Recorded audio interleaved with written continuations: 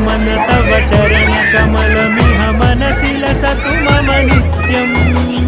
गरुड गमन तव चरण कमलमिह मनसि लसतु मम नित्यम् मनसि लसतु मम नित्यम् मम तापमपाकुरु देवा मम पापमपाकुरु देवा मम तापमपाकुरु देवा मम पापमपाकुरु देवा